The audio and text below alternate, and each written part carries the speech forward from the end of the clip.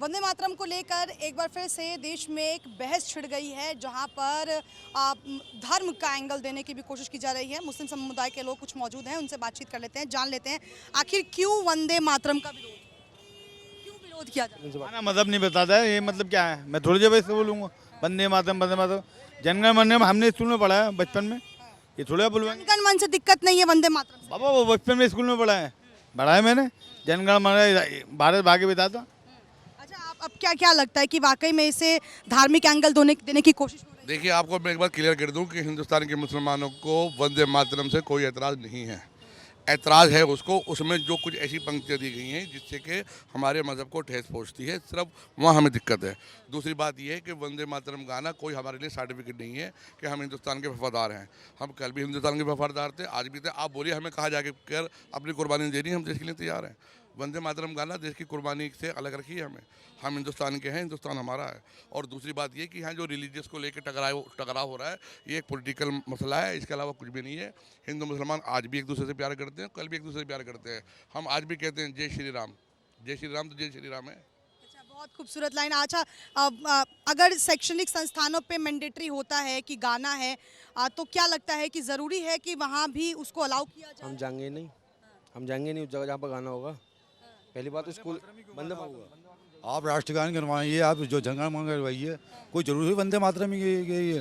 और वंदे मातरम तो हम गा नहीं सकते। देखो हमारा इस्लाम इस चीज़ की इजाज़त नहीं देता कि हम अल्लाह के अलावा किसी और को पूजें या उसकी इबादत करें, इसलिए हम वंदे मातरम नहीं गा सकते। मेरे दोस्त हैं, गैर मुस्लिम मेरे दोस्त हैं, हम एक प्लेट में खाना खाते हैं बैठ के, आज भी है। वंदे मातरम नहीं गाएंगे? नहीं, आज भी अगर मैं उसको फ़ोन कर दूं कि मैं अपने दोस्त को, मेरा दोस्त का नाम शंभू है, शंभू शर्मा, अभी मैं उसको फ़ोन कर दूं कि मुझे यहाँ ये परेशानी हो गई, वो 1 मिनट में आ जाएगा। ईद के दिन मैं इधर गोश्त खाता हूँ बैठ के, मैं बब्बर में आके सब्जी खाता है। मोहब्बत आज भी हम लोगों में। मैं ये तुम कुछ ही लोगों ने ना, कुछ जैसे गोदी मीडिया हो गई बीजेपी की, इन लोगों ने भड़का दिया मुसलमानों को भी हिंदुओं को भी। अच्छा, वंदे मातरम गाने में क्या दिक्कत है? नहीं, हम नहीं गा सकते। हम तो अपना कलमा पढ़ सकते हैं बस। सरकार ये कह रही है कि दिक्कत नहीं होनी चाहिए क्योंकि सभी धर्मों के लिए उसमें बातचीत की गई है, सभी धर्मों की पंक्तियां उसमें। हाँ, होना चाहिए। तो फिर क्या दिक्कत है? भाई यही दिक्कत है, ला इलाहा इल्लल्लाह मुहम्मद रसूलुल्लाह पढ़ सकते हैं हम बस। अच्छा, आप यहाँ पे क्या वाकई में इसे राजनीतिक एंगल देने की कोशिश हो रही है? क्या हिंदू मुस्लिम कराने की कोशिश की जा रही है वंदे मातरम के जरिए? ये तो मैडम पूरे हिंदुस्तान में चल ही रहा है। बाकी मैं यही कहूँगा कि हम एक घर परिवार के अंदर एक बड़ा भाई एक छोटा भाई होता है। हिंदू कम्युनिटी जो है हमारे बड़े भाई की तरह है, हम उनके छोटे भाई की तरह है, और एक ही घर परिवार है, कोई उनसे अलग नहीं है।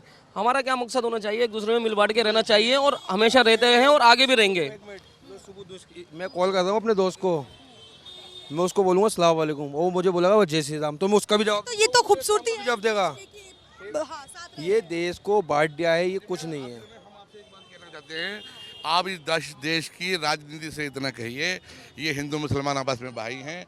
आपको जितना राज करना है आप राज कीजिए, मगर हमें आपस में ना बांटिए। हम हैं, हम का मतलब हाथ से सभी दे। माशरे मुसलमान जितने भी। अच्छा, वंदे मातरम गाने में क्या वंदे मातरम को जो है कंपलसरी करिए, कह रही है राष्ट्रगान की तरह ही उसका सम्मान किया जाना चाहिए। भाई वही सही है, वैसा करना चाहिए। आपको लगता है वंदे, क्योंकि लोग विरोध कर रहे हैं कि वंदे मातरम में कुछ ऐसी पंक्तियां हैं जो देवी देवताओं, जो हिंदी देवी देवताओं का जिसमें जिक्र किया गया है? नहीं, ऐसा कुछ नहीं है, कहने वाली बात है। तो आप पढ़ेंगे वंदे मातरम, गाएंगे? हाँ, पढ़ देते हैं, उसमें क्या दिक्कत है।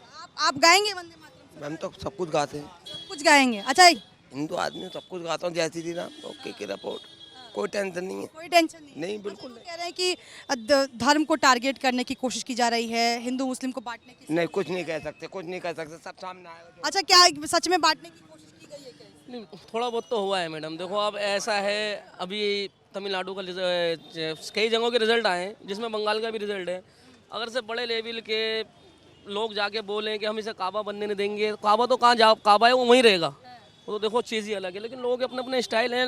राजनीति के लिए इतना मत गिरो कि आपस में हम दोनों में दुश्मनियाँ पैदा हो जाएं, वो मुनासिब नहीं है, अच्छी बात नहीं है। क्यों विरोध है आखिर, किस लिए विरोध? विरोध कौन कर रही है मैडम?